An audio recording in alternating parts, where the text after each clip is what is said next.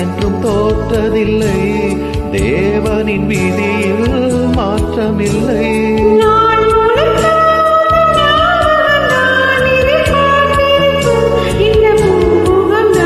ஒரு தேதி பார்த்தால் தென்றல் வீசும், ஒரு கேள்வி கேட்டால் முல்லை பேசும்.